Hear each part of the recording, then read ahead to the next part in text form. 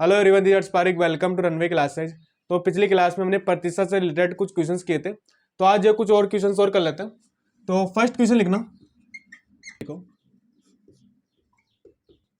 एक व्यक्ति अपनी आय का 60%, एक व्यक्ति अपनी आय का 60% खाने पर, एक व्यक्ति अपनी आय का 60% या 40 कर लेना, 40 कर लेना इसको, 40% खाने पर शेष का 60% शिक्षा पर तथा शेष का 30% अन्य पर व्यय करता है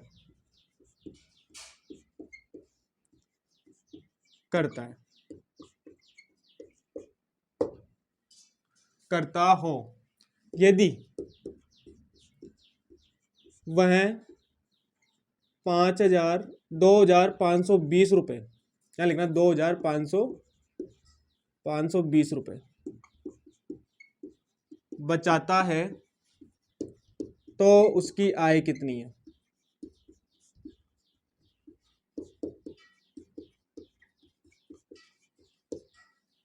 देखो, ऐसा क्वेश्चन जो है मैंने पहले करवाया था, लेकिन उसमें क्या था कि पहले 40% खर्च कर दिया, फिर आय का 60% खर्च कर दिया, फिर आय का 30% खर्च कर दिया, ऐसे था वो क्वेश्चन। लेकिन इस क्वेश्चन में थोड़ा चेंज है। इस क्वेश्चन में क्या चेंज है कि जो आय है उसका 40% खाने पर खर्च किया पहले, फिर जो बचेगा अमाउंट उसका 60% फिर उसने खर्च किया शिक्षा के ऊपर, फिर जो अमाउंट बचा उसका 30% खर्च किया उसने अन्य पर। तो उसके पास शेष कितने रुपए बचे, 2,520 रुपए बचे। तो बताओ उसकी आय कितनी है। तो आय क्या करनी है, फाइंड आउट करनी है। देखो कैसे करेंगे, माना व्यक्ति की आय बराबर है 100 रुपए, माना व्यक्ति की आय बराबर है 100 रुपए। अतः प्रश्नानुसार क्या होगा, 100 रुपए व्यक्ति की आय है। अब ये खर्च करेगा 40% किस पर, खाने पर, तो -40% कर देंगे किस पर, खाने पर, -40% खर्च कर देंगे किस पर, खाने पर। तो इसका 40% खर्च करेंगे तो -40 हो जाएगा, 100 का 40%, 40, तो 40 माइनस कर देंगे तो कितना आ जाएगा, 60 आ जाएगा। अब आगे बोल रहा है कि ये 60% जो शेष का 60% शिक्षा पर खर्च करता है, तो -60% और करेंगे, तो इसका -60% निकालेंगे तो कितना आएगा। देखो 60% कैसे निकालेंगे, 60 गुणा 60/100, तो 2 0 गई, तो 6 को मल्टीप्लाई करो 36 आ गया, तो माइनस कितना करेंगे, 36 कर देंगे। तो 60 का 60% माइनस करेंगे तो कितना आ जाएगा, 36 माइनस करेंगे, और 36 माइनस करोगे तो कितना बचेगा, देखो 4 बचा, 24 बच जाएगा। अब माइनस फिर क्या करेंगे, 30% अन्य पर क्या करता है, वे करता है, तो -30% और क्या करेंगे, वे करेंगे, तो 30% निकालो कितना आएगा, 12 से 7.2, माइनस करेंगे 7.2, 7.2 माइनस करेंगे तो ये आएगा 16.8, ये आएगा 16.8। तो शेष उसके बाद कितना बचा, 2,520 रुपए। तो देखो कैसे निकालेंगे, अब आय टोटल कितना बचा, 2,520 रुपए बटा 16.8 गुणा 100, इस तरह से करेंगे। ये पिछले क्वेश्चन में समझा दिया मैंने कैसे निकालते हैं, तो उसको क्लास को देख लेना, समझ में आ जाएगा। पॉइंट है गुणा 100 करेंगे, गुणा 10, सॉरी, एक संख्या बाद पॉइंट है, पॉइंट को हटाएंगे तो कितना आ जाएगा, मल्टीप्लाई 10 आ जाएगा। ये कटेगा 15 बार, काट के देना, 15 बार में कटेगा, तो आय आएगी 15,000 रुपए। आय कितनी थी उसकी, 15,000 रुपए। देखो एक बार समझाता हूं, क्वेश्चन था एक व्यक्ति की आय 40%, एक व्यक्ति है उसकी आय का 40% किस पर खर्च करता है, खाने पर खर्च करता है। जो शेष अमाउंट बचा 40% निकालने के बाद में, उसका 60% वो खर्च करेगा शिक्षा पर, फिर जो अमाउंट बचेगा उसका 30% खर्च करेगा अन्य पर, फिर उसके बाद कितना अमाउंट बचा, शेष बचा उसके बाद 2,520 रुपए। तो बताओ उसकी आय कितनी है, ये क्वेश्चन था। तो माना आय कितनी मान ली, 100 रुपए मान ली पहले, कि 100 रुपए स्टार्ट करते हैं, 100 का 40% माइनस करेंगे तो 40 माइनस हो जाएगा, तो कितना आएगा, 60 बच जाएगा। फिर उसका 60% माइनस करेंगे तो 36 माइनस होगा, 60 का 60% 36 आएगा, 36 माइनस करेंगे तो कितना आ जाएगा 24 आ जाएगा। फिर उसका 30% माइनस करेंगे, क्योंकि देखो शेष अमाउंट कितना बचा 24 बचा। अब 24 का 30% वो अन्य पर खर्च कर रहा है, तो अन्य 30% निकालेंगे तो 7.2 आ जाएगा। तो 30% माइनस किया तो 16.8 आ गया। अब जो है अपने को निकालनी आय, तो टोटल जो बचा था बचत कि में भाग देंगे 16 पॉइंट जो अमाउंट बचा है उसका भाग देंगे और फिर गुणा कर देंगे 100, क्योंकि टोटल आय कितनी थी 100 थी, तो 100 का मल्टीप्लाई कर देंगे। देखो ये ऐसे होता है कि 16.8 के समतुल्य है 2520, तो 1 के समतुल्य होगा 2520 बटा 16.8, इस तरह से होता है ये। अब 100 के बराबर होगा 2520 बटा 16.8 गुणा 100, इस तरह से हो जाता है, मतलब ये वाला आ जाएगा इसके बाद में, इस तरह से होता है ये। तो पहले 16.8 के बराबर है कितना 2520, तो 1 के बराबर होगा 2520 बटा 16.8, फिर 100 के बराबर होगा गुणा 100 कर देंगे, इस तरह से होता है। मतलब तुलनात्मक रूप से देख सकते हो या फिर डायरेक्ट याद भी कर सकते हो कि ऐसे होता है। अपने को तो डायरेक्ट ध्यान रखना है कि जो शेष बचेगा उसका उसमें भाग देना है 16.8 का, तो 1 के लिए निकल जाएगा, फिर 100 के लिए निकालना है, 100 से मल्टीप्लाई कर देना। अगर यहाँ पे इसके लिए नहीं पूछता, इसके लिए 100 के लिए नहीं पूछता, और अगर खाने का पूछ लेता तो 40 से मल्टीप्लाई करना पड़ता आपको, क्योंकि अमाउंट कितना है 40 है। अगर इसके लिए पूछ लेता शिक्षा पे, ये शिक्षा है, शिक्षा के लिए पूछता तो आप किससे मल्टीप्लाई करना पड़ता 36 से, 36 से मल्टीप्लाई कर, 60 से मल्टीप्लाई नहीं होगा, 60% है ये, अमाउंट कितना है 36 है, शिक्षा पे कितना रुपए खर्च कर रहा है 36, तो 36 से मल्टीप्लाई होता है यहाँ पे 100 की जगह। और अगर इसके लिए पूछ लेता, अन्य के लिए पूछ लेता, तो अन्य के लिए किससे मल्टीप्लाई होता 7.2 से मल्टीप्लाई होता है यहाँ पे, तो ये ध्यान रखना। चलो नोट कर लिया होगा, नेक्स्ट क्वेश्चन करते हैं।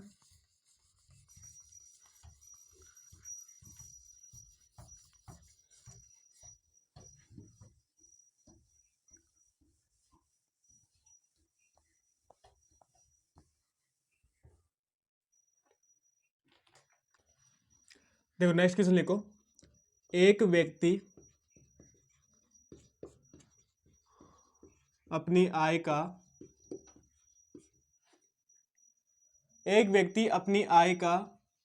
30%, एक व्यक्ति अपनी आय का 30% भोजन पर और शेष का 70% शिक्षा पर खर्च करता है। 30% भोजन पर और शेष का एक व्यक्ति अपनी आय का 30% भोजन पर और शेष का 70% शिक्षा पर खर्च करता है। शेष का 70% शिक्षा पर खर्च करता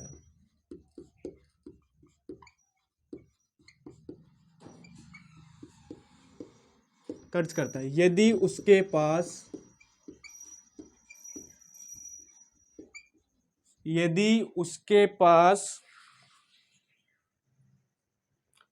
29,400 रुपये बचते हैं, 29,400 रुपये शेष बचते हैं,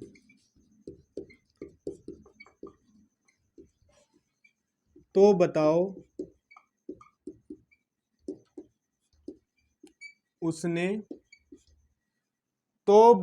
उसने शिक्षा पर कितनी राशि खर्च की। शिक्षा पर कितनी राशि या कितना अमाउंट खर्च किया, कितनी राशि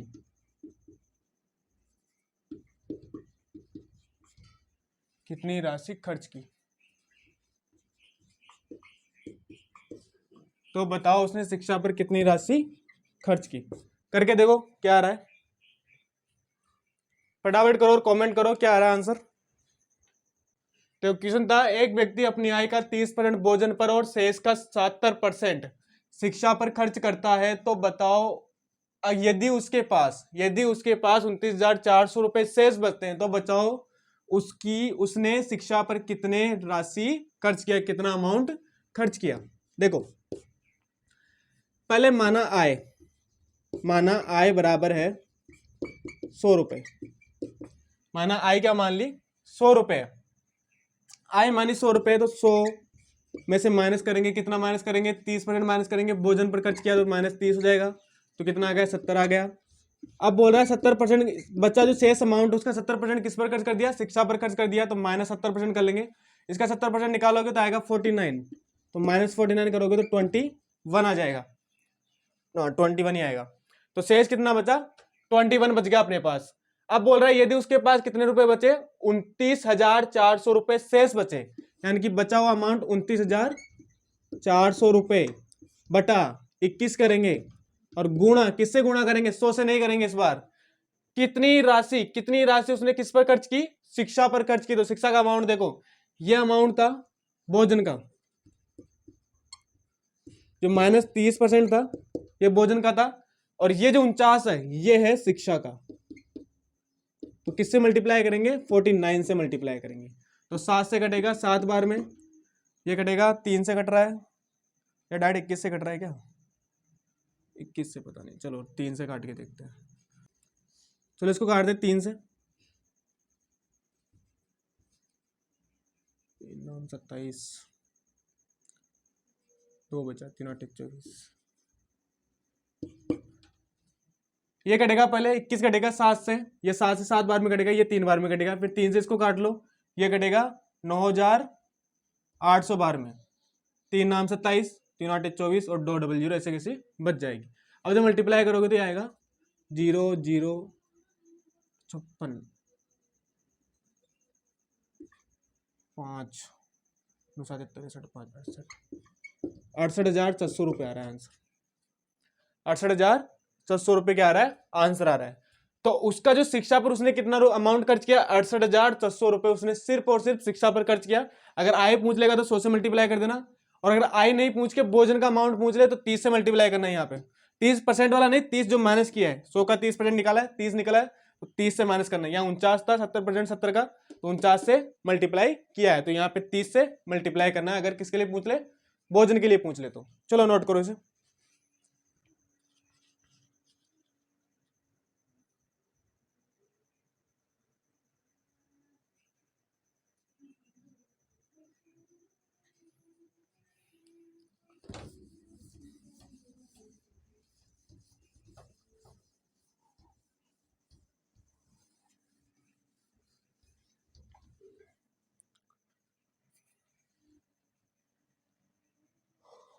चलो क्वेश्चन लिखो नेक्स्ट। एक संख्या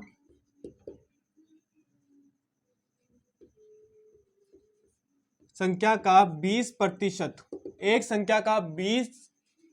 संख्या में लिखना है यहाँ पर, एक संख्या में 20% की वृद्धि करने पर, एक संख्या में 20% की वृद्धि करने पर प्राप्त संख्या में 20% की और अधिक वृद्धि करने पर, और अधिक वृद्धि करने पर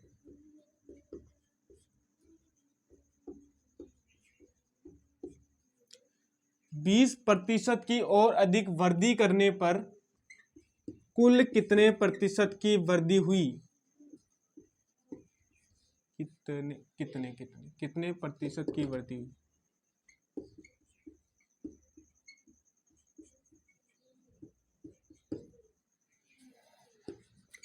माना कि कोई संख्या है, अगर उसमें 20% की वृद्धि कर दी तो प्राप्त जो संख्या है उसमें 20% की और अधिक वृद्धि कर दी तो कुल कितने प्रतिशत की वृद्धि हुई। देखो ऐसा क्वेश्चन जो है दो तरीके से सोल्व करते हैं, एक होता है फॉर्मूला बेस्ड क्वेश्चन आंसर निकालना, मतलब फॉर्मूले के थ्रू आंसर निकालना, एक होता है जो अपना एरो डायग्राम है उससे आंसर निकालना।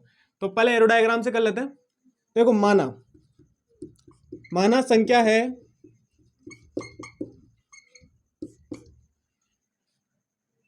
माना संख्या है 100, तो एरो डायग्राम देखो 100, अगर इसमें 20% की वृद्धि कर दी यानी कि प्रतिशत प्लस 20% की वृद्धि कर दी तो प्लस 20% कर देंगे, यानी कि प्लस करेंगे 20, तो कितना हो जाएगा 120 हो जाएगा। फिर इसमें भी कितने परसेंट की वृद्धि कर रही है, 20% की और वृद्धि कर रहे हैं, तो इसका 20% निकालेंगे तो कितना आएगा, देखो 20 निकालो 24 आ जाएगा, तो प्लस 24 करना है यानी कि 144 आ जाएगा। अब यहाँ देखो 100 है, यहाँ पे देखो वृद्धि कितनी हो रही है, 44 की वृद्धि हो रही है, तो कितनी वृद्धि होगी, 44% वृद्धि होगी। 100 का 44% और ऐड करोगे ना, 100 है अब 144 है, तो ये कितनी परसेंट की वृद्धि हो रही है, माइनस करोगे दोनों को, यानी कि बड़े में से छोटे को माइनस कर देना, कितना आ रहा है 44 आ रहा है, तो 44% की वृद्धि हो रही है। ऐसे भी देख सकते हो, देखो 100 है, उसका 44% निकाला तो कितना आ जाएगा 44 आ रहा है, तो 100 में 44 और ऐड करोगे तो कितना आएगा 144 आएगा। तो बस 144 की यानी कि 44% की वृद्धि हो रही है। तो ये तो होता है एरो डायग्राम, ठीक है, ये होता है एरो डायग्राम। एक होता है फॉर्मूला, तो फॉर्मूला भी लिखा देता हूं, देखो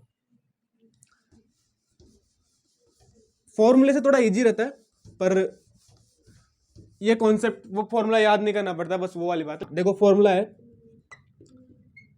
वृद्धि प्रतिशत, अब यहां देखो वृद्धि प्रतिशत या माइनस लगाना है कमी के साथ, तो कमी प्रतिशत, वृद्धि प्रतिशत या माइनस कमी प्रतिशत। माइनस इसलिए लगाया, कमी के साथ क्या आता है, हमेशा माइनस आता है, तो आप भूलो नहीं इसलिए माइनस लगा रहा हूं मैं, बाकी नहीं लगाओ तो भी कोई फर्क नहीं पड़ता। बस ये ध्यान रखना है कमी प्रतिशत जहां लिखोगे वहां किसका साइन लगाना है, माइनस का साइन लगाना है।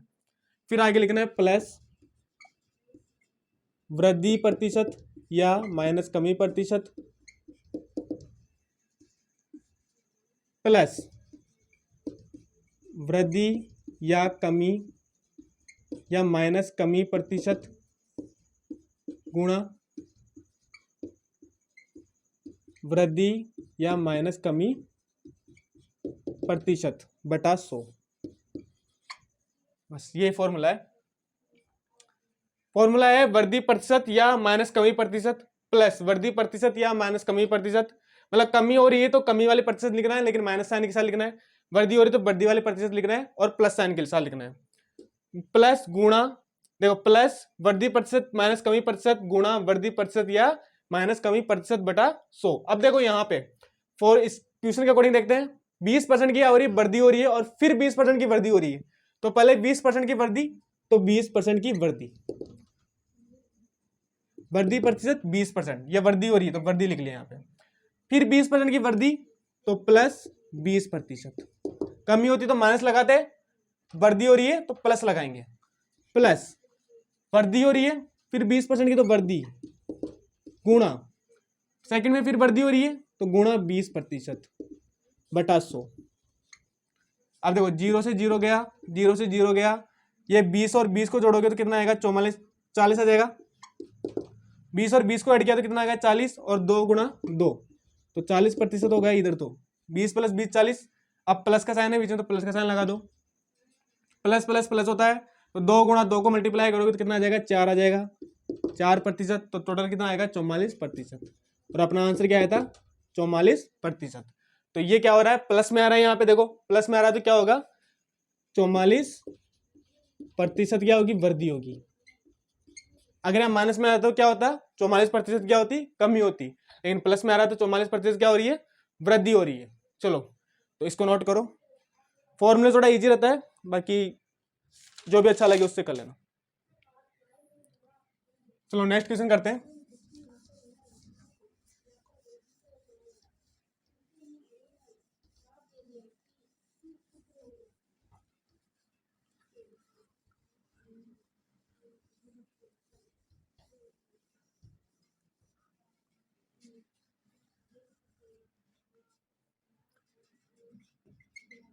चलो नेक्स्ट क्वेश्चन लिखो। देखो क्वेश्चन है 20% व 5% के क्रमवार बट्टे किस बट्टे के समतुल्य है। अरे बट्टे रे बट्टे के समतुल्य है।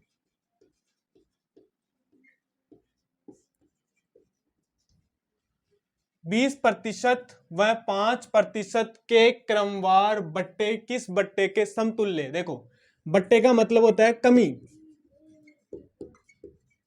बट्टा यानी प्रतिशत कमी या कमी, बट्टा यानी कमी, बट्टा यानी क्या होगा कमी, यानी कि बोल रहा है कि 20% और 5% की क्रमवार कमी हो रही है, तो किस कमी प्रतिशत के समतुल्य होगा या बट्टा प्रतिशत के समतुल्य होगा। देखो अगर माना 100 है और 100 में किसकी कमी हो रही 20 की कमी हो रही है, पहले पहले डायग्राम सोल्व कर रहा हूं ध्यान रखना। तो 20% का बट्टा हो रहा है यानी कितना हो जाएगा 80 हो जाएगा। फिर इसमें कितना 5% का बट्टा हो रहा है, इसका 5% निकालेंगे तो 80 गुणा 5/100 ये कटेगा 2 बार में, ये कटेगा 4 बार में, यानी कि -4 करेंगे तो 76 आ जाएगा। 76 आ गया। दोनों में अंतर कितना है 24 का, तो 24% क्या हो रहा है, बट्टा हो रहा है या कमी हो रही है, यानी कि -24% कमी या 24% क्या हो रहा है, बट्टा हो रहा है। तो बट्टा परसेंट कितना है 24%। अब फॉर्मूले से सॉल्व करते हैं डायरेक्ट। तो फॉर्मूला में देखो पहले क्या हो रहा है, कमी हो रही है तो माइनस कमी प्रतिशत माइनस प्लस था यहाँ पे, फिर माइनस कमी प्रतिशत यानी कि -5% प्लस -20% गुणा -5% बटा 100। तो प्लस माइनस माइनस, या डायरेक्ट माइनस भी लगा सकते हो, यहाँ पे प्लस प्लस लिखने की जरूरत नहीं, डायरेक्ट माइनस भी कर सकते हो, आपकी मर्जी है। तो -20 -5% प्लस, देखो माइनस माइनस प्लस हो जाएगा, क्या होगा प्लस, यानी कि 20 और इसको मल्टीप्लाई करो 100 आ जाएगा, तो 100 बटा 100, 100 बटा 100, 100 से गया, ये दोनों होगा 25 बार में, तो 25 -25% आ गया इधर, तो क्योंकि -20 और -5 कितना आएगा -25% बराबर -25%, ये हो गया। अब देखो यहाँ है +1%, +1%, ये प्रतिशत था यहाँ पे, +1%, तो -25 + 1 कितना होगा -24%, यानी कमी हो रही है। ये बट्टा कितना है, बट्टा आ रहा है, अरे बट्टा है, बट्टा बराबर 24%, बट्टा बराबर 24% या -24% क्या हो रही है, कमी हो रही है, 24% की कमी हो रही है। चलो कमी लिख दोगे 24% कमी, तो माइनस का साइन हटा देना। अगर केवल और केवल प्रतिशत लिखोगे तो माइनस का साइन लगा रहने देना, और बट्टा लिखोगे तो 24% डायरेक्ट लिख देना, यानी कि माइनस का साइन केवल सिंगल में लगेगा। कमी साथ में लिख रहे हो तो माइनस का साइन हटा देना, और बट्टा लिखोगे तो भी माइनस का साइन हटा देना। चलो, क्योंकि कंफ्यूजन होता है, कई बार हो जाता है, तो वो वाली बात।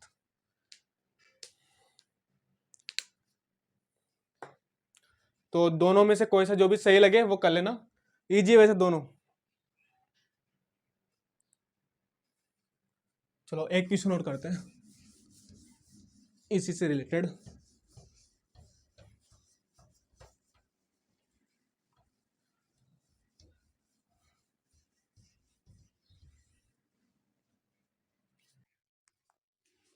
क्वेश्चन लिखना, यदि एक संख्या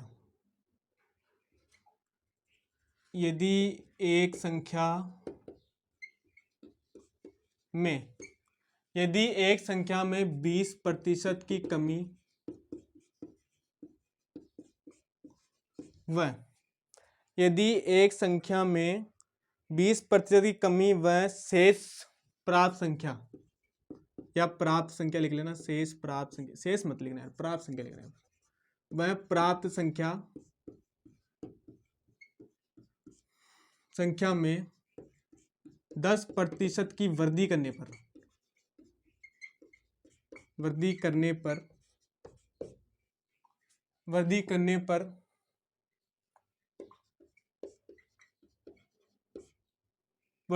पर कितने परसेंट की वृद्धि या कमी होगी, कुल कितने परसेंट की वृद्धि करने पर कुल कितने प्रतिशत की वृद्धि या कमी होगी।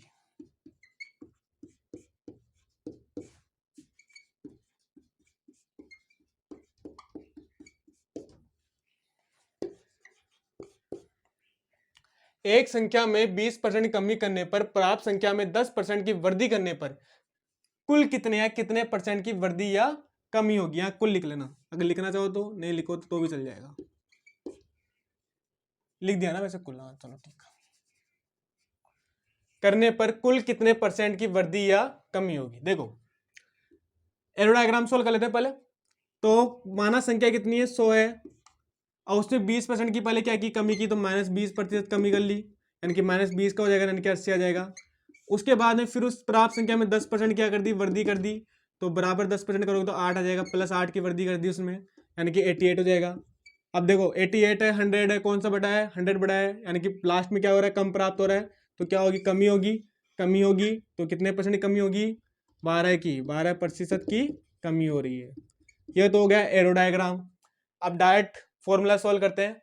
तो पहले 20 की कमी यानी कि -20, 10 की वृद्धि 10% की वृद्धि प्लस -20 की कमी गुणा वृद्धि 10% बटा 100, 10 से 10, 10 से 10, दोनों में करोगे तो बराबर -10 आ जाएगा। प्लस देखो माइनस प्लस माइनस माइनस, तो माइनस प्लस माइनस का कितना प्राप्त हुआ 2, -2%। तो फिर प्लस माइनस माइनस हो जाएगा यानी कि -10 -2 बराबर आ जाएगा 12, -12%। -2% -10%, दोनों ऐड होगी। माइनस माइनस क्या होती है, ऐड होती है, मल्टीप्लाई में नहीं है, जोड़ में। तो माइनस माइनस ऐड हो जाएगी तो कितना आएगा -12%, यानी कि 12% क्या हो रही है, कमी हो रही है। तो ये आएगा आंसर। तो दोनों में जो सही लगे वो कर लेना। फॉर्मूला भी याद कर ही लेना, एरो डायग्राम से आप सोल्व करते हो तो फॉर्मूला याद करना। भी एक क्वेश्चन करवाऊंगा जिसको फॉर्मूले से थोड़ा इजी हो जाएगा।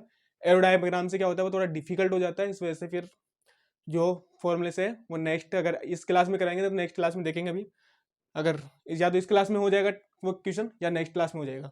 तो वैसा एक क्वेश्चन होगा अभी करवाएंगे अपन इस क्लास में, नेक्स्ट क्लास में।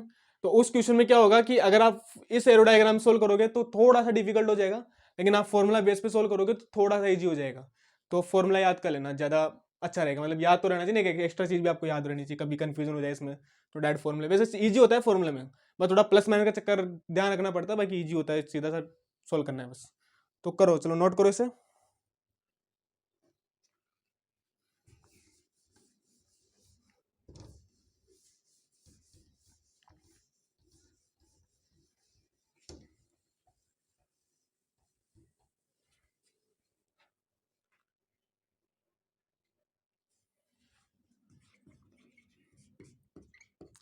एक फल विक्रेता द्वारा किसी फल एक फल विक्रेता द्वारा किसी फल के मूल्य में 30% की कमी करने पर 30% की कमी करने पर बिक्री में 40% की वृद्धि हो जाती है।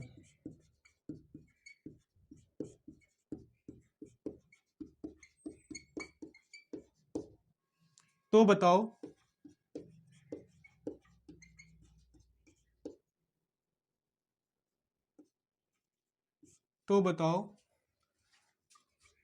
फल विक्रेता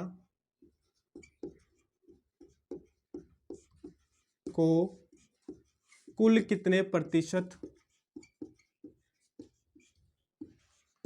की वृद्धि या कमी हुई।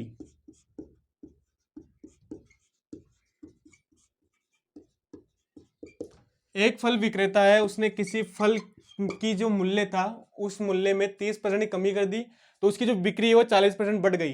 तो बताओ फल विक्रेता को कुल कितने प्रतिशत, जो लास्ट वाला अमाउंट बचा उसमें कितने, जो उसकी जो कमाई हुई उसमें कितने प्रतिशत की वृद्धि हुई है या कमी हुई है, वो हमें फाइंड आउट करना है। तो देखो कैसे करेंगे, दो तरीके हैं, दोनों तरीके सोल्व कर लेंगे। तो फर्स्ट तरीका है, माना 100, स्टार्टिंग कितना है 100 है, 100 से स्टार्ट करते हैं। अब कितना कमी कर दी, 30% कमी कर दी, तो -30 की कमी कर दी तो कितना हो जाएगा, -30 कम हो जाएगा। उसके बाद में कितना बचा, 70 बच गया। अब फिर उसमें वृद्धि हो गई कितनी, 40 की, तो कितना हो जाएगा 28 की ऐड कर दो तो कितना हो जाएगा 98। तो देखो कमी हो रही है वृद्धि हो रही है, लास्ट में क्या है, कम प्राप्त हो रहा है, तो क्या हो रहा है, कमी हो रही है। कितने की कमी हो रही है, दोनों का अंतर देखो, 2 का अंतर है, तो 2% क्या हो रही है, कमी, 2% की कमी। तो ये होता है एरो डायग्राम सोल्व करना। वही सेम फॉर्मूला सोल्व करोगे तो पहले कमी तो -30, या इस तरह से फॉर्मूला सोल्व कर सकते हो। पहले कमी प्रतिशत प्लस वृद्धि प्रतिशत कितनी है 10%, सॉरी 40% की वृद्धि हो रही तो प्लस 40% प्लस -30% गुणा 40% बटा 100, 10 से 10 गई। इन दोनों को करोगे तो प्लस और माइनस के क्या हो जाएंगे, हो जाएगा। बड़े में छोटे को माइनस करो तो बड़े वाले के प्लस का साइन है, तो 40 में 30 गया तो 10 आ जाएगा, 10% प्लस का।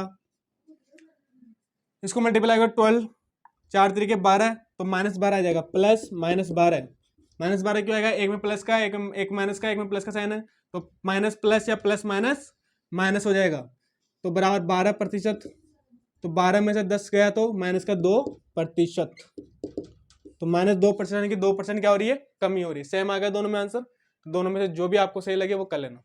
चलो नोट करो इसे। तो चलो आज की क्लास ये खत्म करते हैं। अगर आपने अभी तक रनवे क्लास सब्सक्राइब कर लेना, वीडियो को लाइक करना और आपके जो भी डाउट्स है वो सारे कमेंट करके जरूर बताना।